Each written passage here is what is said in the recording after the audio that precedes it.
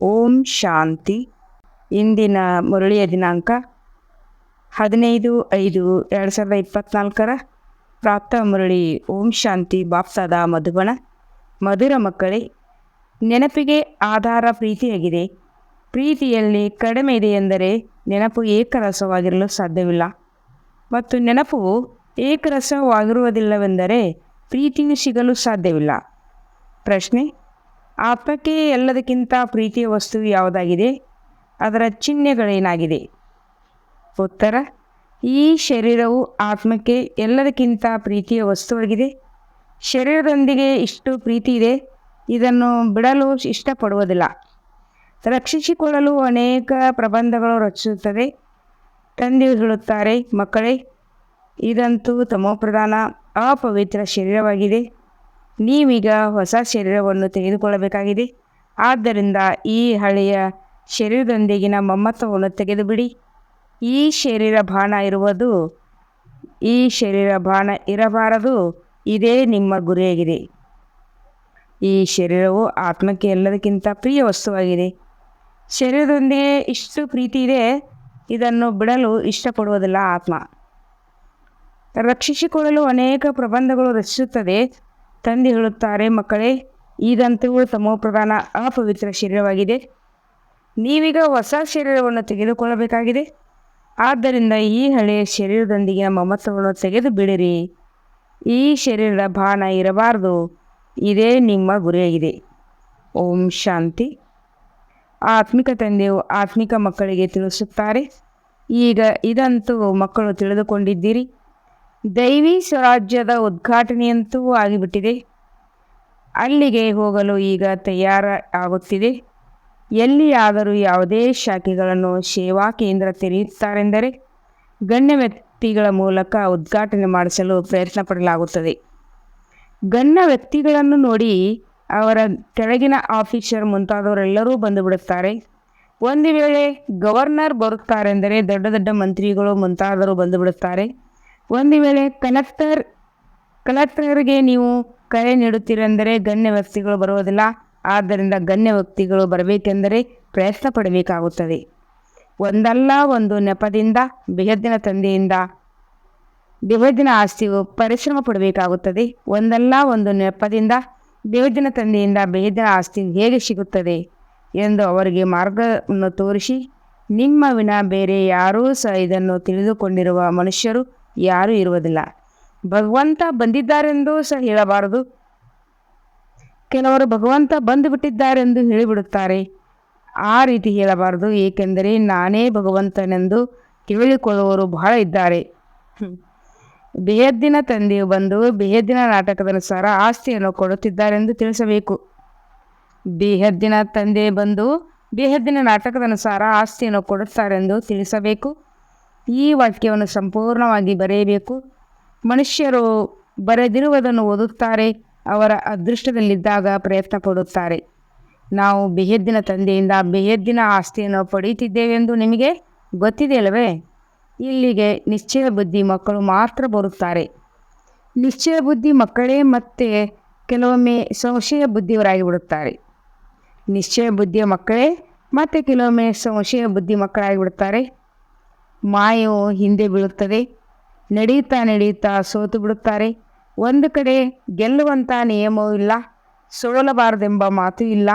ಸೋಲು ಗೆಲುವು ಎರಡೂ ನಡೆಯುತ್ತದೆ. ಯುದ್ಧದಲ್ಲಿಯೂ 3 ಪ್ರಕಾರದಲ್ಲಿರುತ್ತದೆ: ಫಸ್ಟ್ ಕ್ಲಾಸ್, ಸೆಕೆಂಡ್, ಥರ್ಡ್. ಒಮ್ಮೊಮ್ಮೆ ಯುದ್ಧ ಮಾಡುವವರನ್ನು ನೋಡಲಾಗುತ್ತದೆ, ಒಮ್ಮೊಮ್ಮೆ ಯುದ್ಧ ಮಾಡದವರನ್ನು ನೋಡಲಾಗುತ್ತದೆ. ಅವರನ್ನು ಸಹ ಸೇರಿಕೊಳ್ಳಲಾಗುವುದು. ಬಹುಶಃ ಅವರಿಗೂ ಸೈನ್ಯದಲ್ಲಿದ್ದು ಯುದ್ಧ ಮಾಡುವಂಥ ವಿಧಿ ಬರಬಹುದು. ಆಗ ಸೇನೆಯಲ್ಲಿ ಸೇರಿಸಿಕೊಳ್ಳಬಹುದು. ಏಕೆಂದರೆ ಪ್ರಪಂಚದವರಿಗೆ ನೀವು ಮಹಾರಥಿ ಯೋಧರೆಂದು ಅವರಿಗೆ ತಿಳಿದಿಲ್ಲ. ಆದರೆ ನಿಮ್ಮ ಕೈಯಲ್ಲಿ ಯಾವುದೇ ರೀತಿಯ ಆಯುಧಗಳಿಲ್ಲ. ನಿಮ್ಮ ಕೈಯಲ್ಲಿ ಆಯುಧಗಳು ಶೋಭಿಸುವುದಿಲ್ಲ. ಆದರೆ ತಂದೆ ತಿಳಿಸುತ್ತಾರೆ, ಜ್ಞಾನವು ಖಡ್ಗವಾಗಿದೆ, ಜ್ಞಾನವೇ ಕಟಾರಿಯಾಗಿದೆ. ಆದರೆ ಅವರು ಸ್ಥೂಲ ಆಯುಧಗಳನ್ನು ತಿಳಿದುಕೊಂಡು ಬಿಟ್ಟಿದ್ದಾರೆ. ನೀವು ಮಕ್ಕಳಿಗೆ ತಂದೆಯು ಜ್ಞಾನದ ಅಸ್ತ್ರಶಸ್ತ್ರಗಳನ್ನು ಕೊಟ್ಟಿದ್ದಾರೆ. ಇದರಲ್ಲಿ ವಿಷಯ ಮಾತಿಲ್ಲ. ಆದರೆ ಇದನ್ನು ಅರ್ಥ ಮಾಡಿಕೊಳ್ಳುವುದೇ ಇಲ್ಲ. ದೇವಿಯರಿಗೆ ಸ್ಥೂಲ ಅಸ್ತ್ರ ಶಸ್ತ್ರಗಳನ್ನೆಲ್ಲ ಕೊಟ್ಟು ಬಿಟ್ಟಿದ್ದಾರೆ. ಅವರನ್ನು ಹಿಂಸಕರನ್ನಾಗಿ ಮಾಡಿಬಿಟ್ಟಿದ್ದಾರೆ. ಇದು ಅವಶ್ಯವಾಗಿ ಬುದ್ಧಿಹೀನ ಕಾರ್ಯವಾಗಿದೆ. ಯಾರು ಯಾರು ಹೂವಾಗುತ್ತಾರೆಂದು ತಂದೆಯು ಚೆನ್ನಾಗಿ ತಿಳಿದುಕೊಂಡಿದ್ದಾರೆ. ಆದ್ದರಿಂದ ಸ್ವಯಂ ತಂದೆಯು ಹೂಗಳನ್ನು ಮುಂದೆ ಇರುವಂತೆ ಹೇಳಿದ್ದಾರೆ. ಇವರು ಸದಾ ಹೂವು ಆಗುವವರಾಗಿದ್ದಾರೆ. ತಂದೆಯು ಯಾರ ಹೆಸರನ್ನು ತೆಗೆದುಕೊಳ್ಳುವುದಿಲ್ಲ. ಇಲ್ಲವೆಂದರೆ ಅನ್ಯರು ಕೇಳುತ್ತಾರೆ, ನಾವು ಮುಳ್ಳುಗಳಾಗುತ್ತೇವೆ. ನರನಿಂದ ನಾರಾಯಣ ಯಾರಾಗುತ್ತಾರೆಂದರೆ ಎಲ್ಲರೂ ಕೈ ಎತ್ತುತ್ತಾರೆ. ನೀವು ಸಹ ಸ್ವಯಂ ತಿಳಿದುಕೊಂಡಿದ್ದೀರಿ. ಯಾರು ಹೆಚ್ಚು ಸೇವೆಯನ್ನು ಮಾಡುತ್ತಾರೆ ಹಾಗೂ ತಂದೆಯನ್ನು ನೆನಪು ಮಾಡುತ್ತಾರೆಯೋ ಅವರು ನಾರಾಯಣರಾಗುತ್ತಾರೆ. ನೆನಪು ಮಾಡದೇ ಇದ್ದರೆ ಪ್ರೀತಿ ಇಲ್ಲವೆಂದರ್ಥ. ಪ್ರೀತಿ ಇರುವ ವಸ್ತುವನ್ನು ಬಹಳ ನೆನಪು ಮಾಡಲಾಗುವುದು. ಮಕ್ಕಳು ಪ್ರಿಯವಾಗಿದ್ದಾಗ ತಂದೆ ತಾಯಿ ತಮ್ಮ ಮಡಿಲಲ್ಲಿಯೇ ಬೆಳೆಸುತ್ತಾರೆ. ಚಿಕ್ಕ ಮಕ್ಕಳು ಸಹ ಹೂವಾಗಿದ್ದಾರೆ. ನೀವು ಮಕ್ಕಳಿಗೂ ಸಹ ಶಿವತಂದೆಯ ಬಳಿಗೆ ಹೋಗಲು ಮನಸ್ಸಾಗುತ್ತದೆ. ಹಾಗೆಯೇ ಚಿಕ್ಕ ಮಕ್ಕಳು ಸಹ ಆಕರ್ಷಣೆ ಮಾಡುತ್ತಾರೆ. ತಕ್ಷಣ ಮಕ್ಕಳನ್ನು ಎತ್ತಿಕೊಂಡು ಮಡಿಲಲ್ಲಿ ಕುಳ್ಳರಿಸಿಕೊಂಡು ಪ್ರೀತಿ ಮಾಡುತ್ತಾರೆ. ಈ ಬೇಹದ್ದಿನ ತಂದೆಯು ಬಹಳ ಪ್ರಿಯರಾಗಿದ್ದಾರೆ. ಎಲ್ಲರ ಶುಭ ಕಾಮನೆಗಳನ್ನು ಪೂರ್ಣ ಮಾಡುತ್ತಾರೆ. ಮನುಷ್ಯರಿಗೆ ಏನು ಬೇಕು? ಆರೋಗ್ಯ ಚೆನ್ನಾಗಿರಲಿ ಎಂದು ಬಯಸುತ್ತಾರೆ. ಎಂದೂ ರೋಗ ಬರದಿರಲಿ. ಎಲ್ಲದಕ್ಕಿಂತ ಉತ್ತಮವಾದದ್ದು ಆರೋಗ್ಯವಾಗಿದೆ. ಆರೋಗ್ಯ ಚೆನ್ನಾಗಿದ್ದು ಹಣವಿಲ್ಲದಿದ್ದರೆ ಆ ಆರೋಗ್ಯವು ಯಾವ ಕೆಲಸಕ್ಕೆ ಬರುತ್ತದೆ?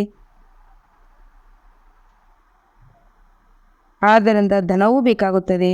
ಆದ್ದರಿಂದ ಸುಖವು ಪ್ರಾಪ್ತಿಯಾಗುತ್ತದೆ. ತಂದೆಯು ತಿಳಿಸುತ್ತಾರೆ, ನಿಮಗೆ ಆರೋಗ್ಯ ಐಶ್ವರ್ಯಗಳೆರಡೂ ಸಹ ಸಿಗುತ್ತದೆ. ಇದು ಯಾವುದೂ ಸಹ ಹೊಸ ಮಾತಲ್ಲ.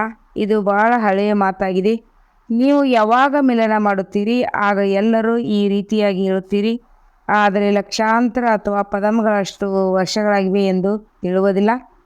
ಇಲ್ಲ, ಈ ಪ್ರಪಂಚವು ಯಾವಾಗ ಹೊಸದಾಗಿತ್ತು, ಯಾವಾಗ ಹಳೆಯದಾಗುತ್ತದೆ ಎಂದು ನೀವು ತಿಳಿದುಕೊಂಡಿದ್ದೀರಿ. ನಾವಾತ್ಮಗಳು ಹೊಸ ಪ್ರಪಂಚಕ್ಕೆ ಹೋಗುತ್ತೇವೆ ಮತ್ತು ಹಳೆಯ ಪ್ರಪಂಚದಲ್ಲಿ ಬರುತ್ತೇವೆ. ನಿಮಗೆ ಆಲ್ರೌಂಡರ್ ಎಂದು ಹೆಸರನ್ನಿಡಲಾಗಿದೆ. ತಂದೆಯು ನೀವು ಆಲ್ರೌಂಡರ್ ಎಂದು ತಿಳಿಸಿದ್ದಾರೆ. ಪಾತ್ರವನ್ನು ಅಭಿನಯಿಸುತ್ತಾ ಅಂತಿಮ ಜನ್ಮದಲ್ಲಿ ಬಂದು ತಲುಪಿದ್ದೀರಿ. ಮೊಟ್ಟ ಮೊದಲು ನೀವು ಪಾತ್ರವನ್ನು ಅಭಿನಯಿಸಲು ಬರುತ್ತೀರಿ. ಅದು ಮಧುರ ಶಾಂತಿಯ ಮನೆಯಾಗಿದೆ. ಮನುಷ್ಯರು ಶಾಂತಿಗಾಗಿ ಎಷ್ಟೊಂದು ಕಷ್ಟಪಡುತ್ತಾರೆ. ನಾವು ಶಾಂತಿಧಾಮದಲ್ಲಿರುವವರು ಅಲ್ಲಿಂದ ಪಾತ್ರವನ್ನು ಅಭಿನಯಿಸಲು ಬಂದಿದ್ದೇವೆ ಎಂದು ಅವರು ತಿಳಿದುಕೊಂಡಿಲ್ಲ. ಪಾತ್ರ ಪೂರ್ಣವಾದ ನಂತರ ಪುನಃ ನಾವು ಎಲ್ಲಿಂದ ಬಂದಿದ್ದೇವೋ ಅಲ್ಲಿಗೆ ಅವಶ್ಯವಾಗಿ ಹೋಗುತ್ತೇವೆ. ಎಲ್ಲರೂ ಶಾಂತಿಧಾಮದಿಂದ ಬಂದಿರುತ್ತಾರೆ. ಎಲ್ಲರ ಮನೆಯು ಆ ಬ್ರಹ್ಮಲೋಕ ಬ್ರಹ್ಮಾಂಡವಾಗಿದೆ. ಎಲ್ಲಿ ಎಲ್ಲ ಆತ್ಮಗಳು ವಾಸ ಮಾಡುತ್ತಾರೆ. ರುದ್ರನನ್ನು ಬಹಳ ದೊಡ್ಡದಾಗಿ ಅಂಡಾಕಾರದಲ್ಲಿ ಮಾಡುತ್ತಾರೆ. ಅವರಿಗೆ ಆತ್ಮವು ಅತಿ ಸೂಕ್ಷ್ಮವಾಗಿದೆ ಎಂದು ತಿಳಿದಿಲ್ಲ. ನಕ್ಷತ್ರದಂತೆಯೇ ಇದೆ ಎಂದು ಹೇಳುತ್ತಾರೆ. ಆದರೆ ಪೂಜೆಗಾಗಿ ದೊಡ್ಡದಾಗಿ ಮಾಡಲಾಗುತ್ತದೆ. ಇಷ್ಟು ಚಿಕ್ಕ ಬಿಂದುವಿಗೆ ಪೂಜೆ ಮಾಡಲು ಆಗುವುದಿಲ್ಲವೆಂದು ನೀವು ತಿಳಿದುಕೊಂಡಿದ್ದೀರಿ. ಆದ್ದರಿಂದ ದೊಡ್ಡದಾಗಿ ಮಾಡಿ ಪೂಜಿಸುತ್ತಾರೆ. ಹಾಲನ್ನು ಅರ್ಪಣೆ ಮಾಡುತ್ತಾರೆ. ವಾಸ್ತವದಲ್ಲಿ ಶಿವ ಅಭೋಕ್ತನಾಗಿದ್ದಾರೆ. ಹಾಗಾದರೆ ಅವರಿಗೆ ಹಾಲನ್ನು ಏಕೆ ಅರ್ಪಿಸುತ್ತಾರೆ? ಹಾಲನ್ನು ಕುಡಿಯುವುದಾದರೆ ಅವರು ಪುನಃ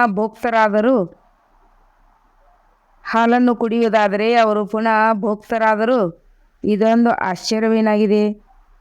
ಆಶ್ಚರ್ಯದಾಗಿದೆ. ಎಲ್ಲರೂ ಸಹ ಅವರು ನಮ್ಮ ಮಗನಾಗಿದ್ದಾರೆ. ನಾವು ಅವರಿಗೆ ಮಗು ಆಗಿದ್ದೇವೆಂದರೇನು ಹೇಳಿ? ನಾವು ಅವರಿಗೆ ಮಗುವಾಗಿದ್ದಾರೆಂದು ಹೇಳಿ ಅವರ ಮೇಲೆ ಬಲಿಯಾರಿಯಾಗುತ್ತಾರೆ.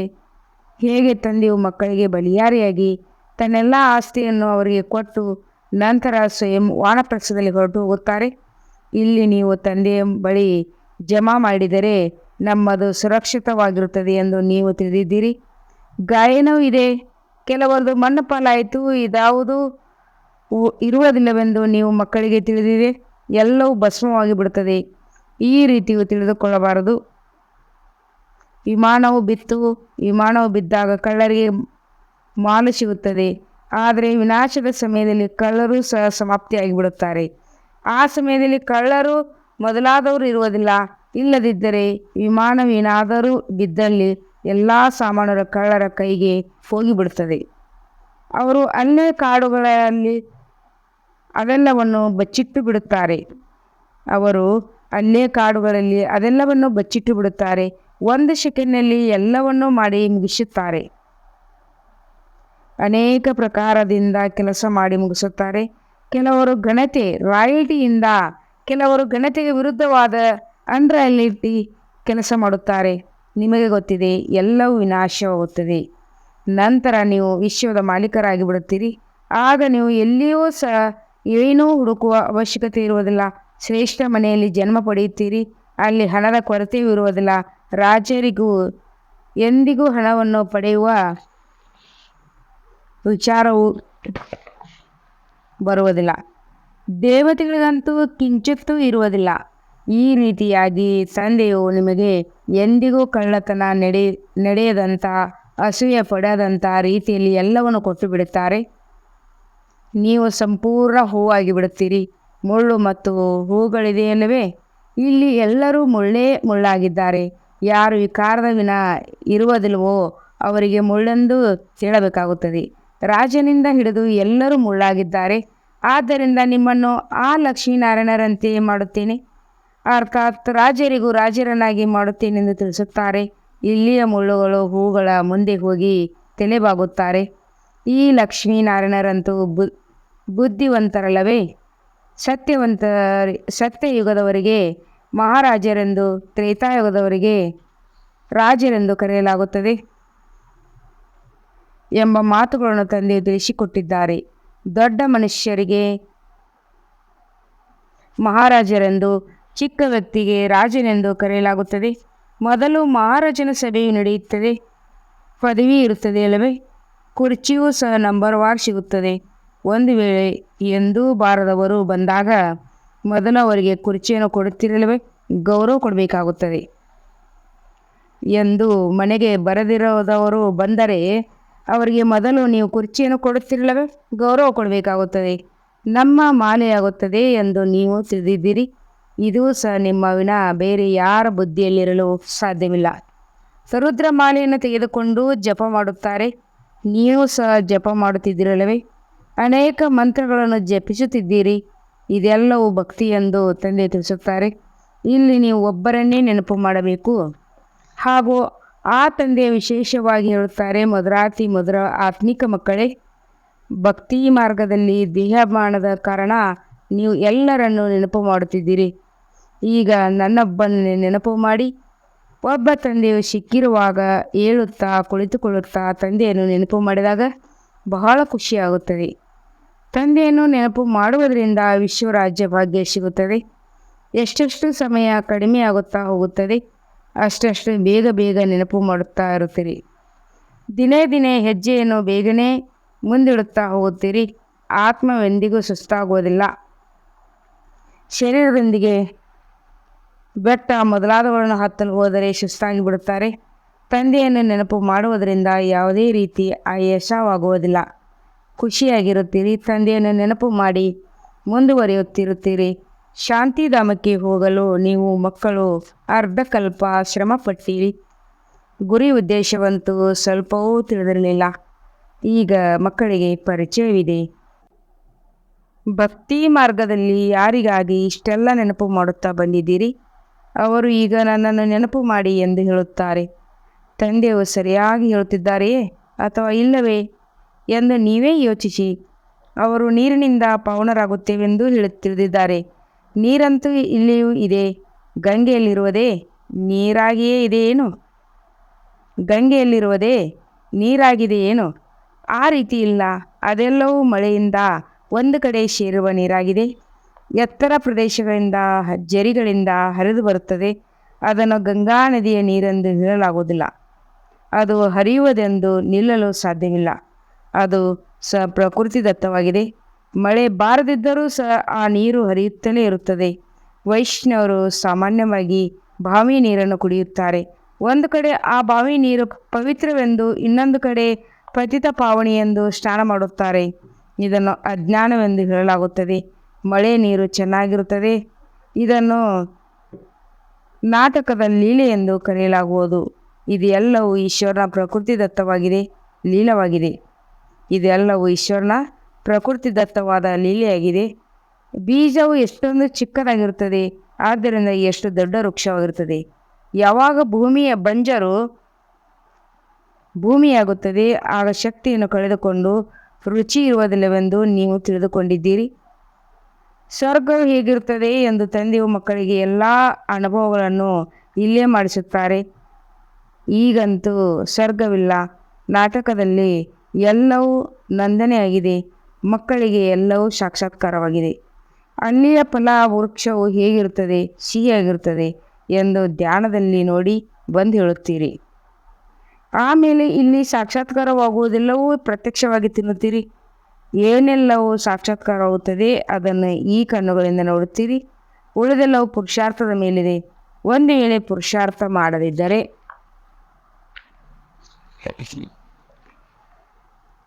ಎಂಥ ಪದವಿ ಸಿಗುತ್ತದೆ. ಈಗ ನಿಮ್ಮ ಪುರುಷಾರ್ಥ ನಡೆಯುತ್ತಿದೆ. ಈಗ ನೀವು ಹೀಗಾಗುತ್ತೀರಿ. ಈ ವಿನಾಶದ ನಂತರ ಲಕ್ಷ್ಮೀನಾರಾಯಣರ ರಾಜ್ಯವಿರುತ್ತದೆ. ಇದೆಲ್ಲವೂ ನಿಮಗೆ ತಿಳಿದಿದೆ. ಆದರೆ ಪಾವನರಾಗಲು ಸಮಯ ಹಿಡಿಸುತ್ತದೆ. ಅದಕ್ಕಾಗಿ ನೆನಪಿನ ಯಾತ್ರೆಯು ಮುಖ್ಯವಾಗಿದೆ. ಸಹೋದರ ಸಹೋದರಿ ಎಂದು ತಿಳಿಯುವುದರಿಂದಲೂ ದೂರವಿರಲು ಸಾಧ್ಯವಿಲ್ಲದಿದ್ದರೆ ಆಗ ಸಹೋದರ ಸಹೋದರಿ ಎಂದು ತಿಳಿದುಕೊಳ್ಳಿ ಎಂದು ಹೇಳುತ್ತಾರೆ. ಸಹೋದರ ಸಹೋದರಿ ಎಂದು ತಿಳಿದುಕೊಳ್ಳುವುದರಿಂದ ದೃಷ್ಟಿಯು ಪರಿವರ್ತನೆಯಾಗುವುದಿಲ್ಲ. ಸಹೋದರ ಸಹೋದರನ್ನು ನೋಡುವುದರಿಂದಲೂ ಈ ಶರೀರವೇ ಇರುವುದಿಲ್ಲ. ನಾವೆಲ್ಲರೂ ಆತ್ಮಗಳಾಗಿದ್ದೇವೆ, ಶರೀರವಲ್ಲ. ಇಲ್ಲಿ ನೋಡುವುದೆಲ್ಲವೂ ವಿನಾಶವಾಗುತ್ತದೆ. ಈಗ ನೀವು ಈ ಶರೀರವನ್ನು ಬಿಟ್ಟು ಅಶರೀರಿಯಾಗಿ ಹೋಗಬೇಕು. ನಾವು ಶರೀರವನ್ನು ಬಿಟ್ಟು ಹಾಗೆ ಹೋಗಬೇಕೆಂದು ಕಲಿಯಲು ನೀವು ಇಲ್ಲಿಗೆ ಬಂದಿದ್ದೀರಿ. ಇದೇ ಗುರಿಯಾಗಿದೆ. ಶರೀರವಂತೂ ಆತ್ಮನಿಗೆ ಬಹಳ ಪ್ರಿಯವಾಗಿದೆ. ಶರೀರವನ್ನು ಬಿಡಬಾರದೆಂದು ಆತ್ಮವು ಎಷ್ಟೊಂದು ಪ್ರಬಂಧವನ್ನು ಮಾಡುತ್ತದೆ. ನಮ್ಮ ಈ ಶರೀರ ಹೋಗಬಾರದು. ಆತ್ಮನಿಗೆ ಈ ಶರೀರದೊಂದಿಗೆ ಬಹಳ ಪ್ರೀತಿ ಇದೆ. ಈ ಶರೀರವು ತುಂಬ ಹಳೆಯದಾಗಿದೆ ಎಂದು ತಂದೆಯು ತಿಳಿಸುತ್ತಾರೆ. ನೀವು ತಮೋಪ್ರಧಾನರಾಗಿದ್ದೀರಿ ಮತ್ತು ನಿಮ್ಮ ಆತ್ಮವು ಅಪವಿತ್ರವಾಗಿದೆ. ಆದ್ದರಿಂದ ನೀವು ದುಃಖಿಗಳು, ರೋಗಿಗಳಾಗಿರುತ್ತೀರಿ. ತಂದೆಯು ತಿಳಿಸುತ್ತಾರೆ, ಈಗ ನೀವು ಶರೀರದೊಂದಿಗೆ ಪ್ರೀತಿ ಇಡಬಾರದು. ಇದು ಹಳೆಯ ಶರೀರವಾಗಿದೆ. ಈಗ ನೀವು ಹೊಸ ಶರೀರವನ್ನು ಕೊಂಡುಕೊಳ್ಳಬೇಕು. ಕೊಂಡುಕೊಳ್ಳುವ ಯಾವುದೇ ಅಂಗಡಿಯಿಲ್ಲ. ಆದ್ದರಿಂದ ತಂದೆ ತಿಳಿಸುತ್ತಾರೆ, ನನ್ನನ್ನು ನೆನಪು ಮಾಡಿದಾಗ ನೀವು ಪಾವನರಾಗುತ್ತೀರಿ. ನಂತರ ನಿಮಗೆ ಪಾವನ ಶರೀರವು ಸಿಗುತ್ತದೆ. ಪಂಚತತ್ವಗಳು ಪಾವನವಾಗಿ ಬಿಡುತ್ತವೆ. ತಂದೆಯು ಎಲ್ಲ ಮಾತುಗಳನ್ನು ತಿಳಿಸಿ ಮತ್ತೆ ಮನ್ಮನಾಭವ ಎಂದು ಹೇಳುತ್ತಾರೆ. ಒಳ್ಳೆಯದು. ಮಧುರಾತಿ ಮಧುರ ಅಗಲಿ ಹೋಗಿ ಮರಳಿ ಸಿಕ್ಕಿರುವ ಮಕ್ಕಳ ಪ್ರತಿ ಮಾತ್ಪಿತ ಬಾಪ್ತದರ ನೆನಪು, ಪ್ರೀತಿ ಹಾಗೂ ಸುಪ್ರಭಾತ. ಆತ್ಮಿಕ ಮಕ್ಕಳಿಗೆ ಆತ್ಮಿಕ ತಂದೆಯ ನಮಸ್ತೆ. ಧಾರಣೆಗಾಗಿ ಮುಖ್ಯ ಸಾರ. ನಾವು ಶಿವ ತಂದೆಯ ವಾರಸ್ದಾರರಾಗಿದ್ದೇವೆ. ಅವರು ನಮ್ಮ ವಾರಸ್ದಾರರಾಗಿದ್ದಾರೆ. ಈ ನಿಶ್ಚಯದಿಂದ ತಂದೆಯ ಮೇಲೆ ಪೂರ್ಣ ಬಲಿಯಾರಿ ಆಗಬೇಕಾಗಿದೆ. ತಂದೆಯ ಬಳಿ ಎಷ್ಟು ಜಮಾ ಮಾಡುತ್ತೀರಿ ಅಷ್ಟು ಸುರಕ್ಷಿತವಾಗಿರುತ್ತದೆ. ಕೆಲವರದು ಮಣ್ಣು ಪಾಲಾಯಿತು ಎಂದು ಹೇಳಲಾಗುತ್ತದೆ. 2ನೇ ಪಾಯಿಂಟ್, ಮುಳ್ಳಿನಿಂದ ಹೂವು ಆಗಲೇಬೇಕಾಗಿದೆ. ಏಕರಸ ನೆನಪು ಮತ್ತು ಸರ್ವಿಸ್ನಿಂದ ತಂದೆಯ ಪ್ರೀತಿಯ ಅಧಿಕಾರಿಗಳಾಗಬೇಕಾಗಿದೆ.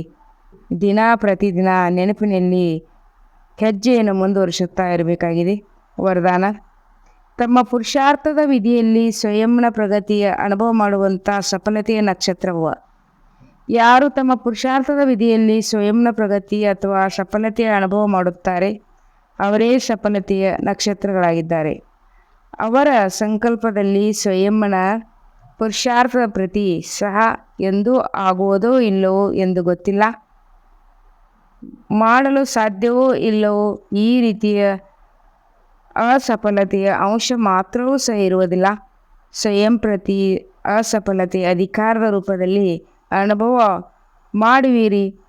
ಅವರಿಗೆ ಸಹಜ ಮತ್ತು ಸ್ವತಃ ಸಫಲತೆ ಸಿಗುತ್ತಿರುತ್ತದೆ. ಯಾರು ಸ್ವಯಂ ಪ್ರತಿ ಅಸಫಲತೆ ಅಧಿಕಾರದ ರೂಪದಲ್ಲಿ ಅನುಭವ ಮಾಡುವಿರಿ ಅವರಿಗೆ ಸಹಜ ಮತ್ತು ಸ್ವತಃ ಸಫಲತೆ ಸಿಗುತ್ತಿರುವುದು. ಸ್ಲೋಗನ್ ಆಗಿದೆ: ಸುಖ ಸ್ವರೂಪವಾಗಿ ಸುಖವನ್ನೇ ಕೊಟ್ಟಾಗ ಪುರುಷಾರ್ಥದಲ್ಲಿ ಆಶೀರ್ವಾದ ಸೇರಿಕೊಂಡು ಬಿಡುತ್ತದೆ. ಸುಖ ಸ್ವರೂಪರಾಗಿ ಸುಖವನ್ನೇ ಕೊಟ್ಟಾಗ ಪುರುಷಾರ್ಥದಲ್ಲಿ ಆಶೀರ್ವಾದ ಸೇರಿಕೊಂಡು ಬಿಡುತ್ತೆ. ಇವತ್ತಿನ ಸೋಮಾನಾಗಿದೆ. ನಾನು ಆತ್ಮ ಸ್ಮರಣೆಗೆ ಯೋಗ್ಯನಾಗಿದ್ದೇನೆ. ನಾನು ಆತ್ಮ ಸ್ಮರಣೆಗೆ ಯೋಗ್ಯನಾಗಿದ್ದೇನೆ. ಓಂ ಶಾಂತಿ.